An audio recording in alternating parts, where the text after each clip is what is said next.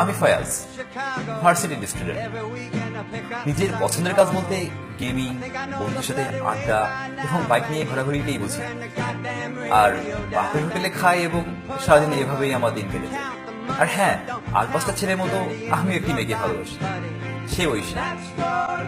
কি এমন নেই যা আমি ঐশীর জন্য করতে পারি না? ফ্রেন্ড সার্কেলের অনেকেই বলে ক্যারি অন করো, আবার অনেকেই বলে তোদের এই সম্পর্কটা হয়তো ঠিক না। তবে বেশ কিছুদিন ঐশীকে ক্যাম্পাসে দেখছি না, ওর ফোনটাও অফ।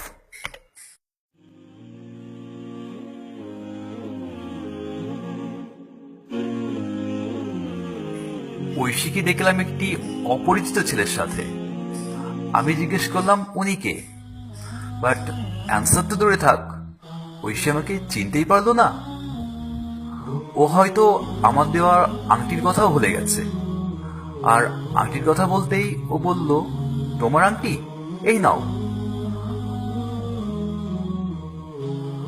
ও কি তাহলে ভুলে গেছে সবকিছু? ও আমাকে ছেড়ে এভাবে চলে গেল? একবার পেছনে ফিরেও দেখলো না? আমি কি তাহলে ব্যর্থ?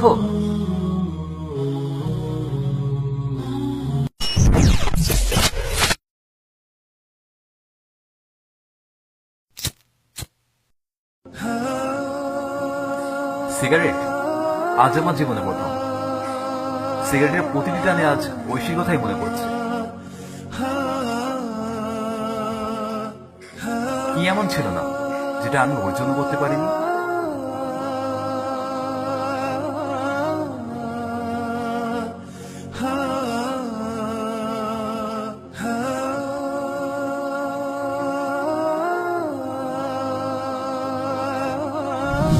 ফয়াজ, ফয়াজ, কি হলো?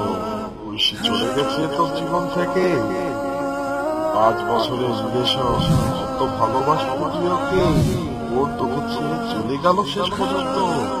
এখন কিভাবে মুখ দেখাবি তোর বন্ধুদের সামনে? যা ফয়াজ, যা, তুই নিজেকে শেষ করে দেখিয়ে দে তুই ঐশীকে কতটা ভালোবাসিস। ফয়াজ, দেরি করিস না ফয়াজ, যা, নিজের মান সম্মান রক্ষা কর। এই ছাড়া তোর হাতে আর কোন পথ খোলা নাই। যা ফয়াজ, যা, দেরি করিস না।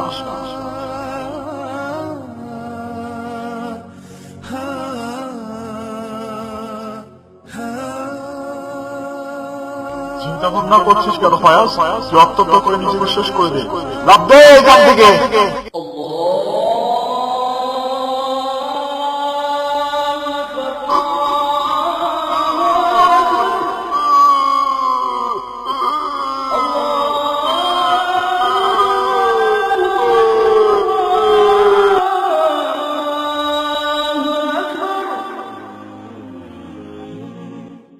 আসসালামু আলাইকুম। আমি আপনাদের সাথে 2টা মিনিট কথা বলতে চাই, যদি কিছু মনে না করেন। আমাদের সৃষ্টিকর্তা মহান আল্লাহ তাআলা, তিনি আমাদেরকে উত্তম ভাবে সৃষ্টি করেছেন, কিন্তু কেন? অবশ্যই তার ইবাদতের জন্য।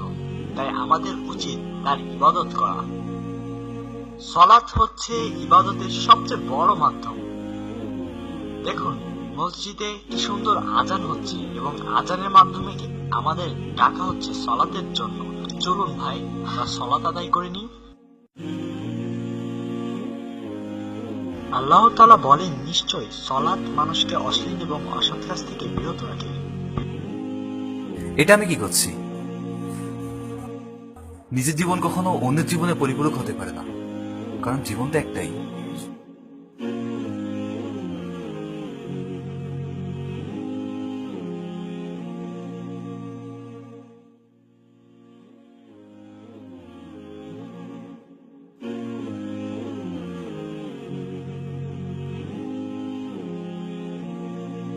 রাসূল সাল্লাল্লাহু আলাইহি সাল্লাম বলেছেন, কোন মুসলিম বান্দা ওযুর সময় যখন মুখমণ্ডল ধুয়ে ফেলে, তখন তার চোখ দ্বারা অর্জিত সকল গুনাহ পানির সাথে অথবা পানির শেষ বিন্দুর সাথে বের হয়ে যায়।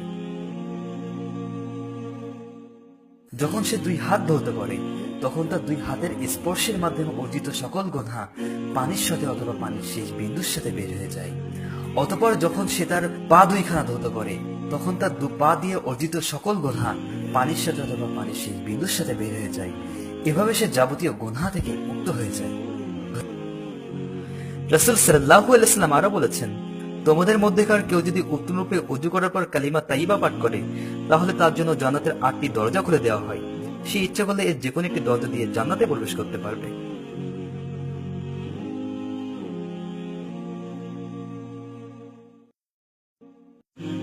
الله أكبر الله أكبر يا الله لمن حمده الله أكبر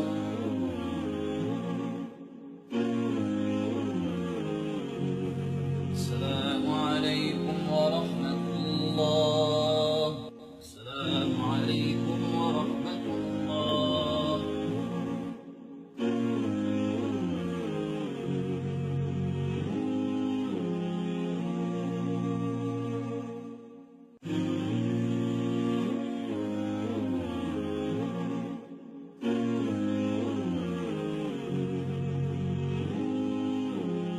হে আল্লাহ, তুমি আমার প্রতিপালক।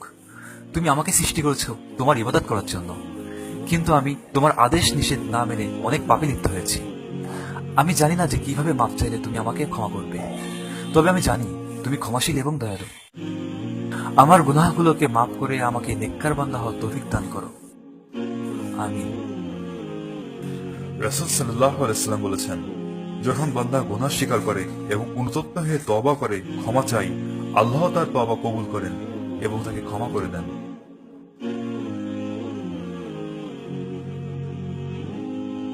আমি তো নিজেকে সংশোধন করে নিয়েছি, আপনি পারবেন তো?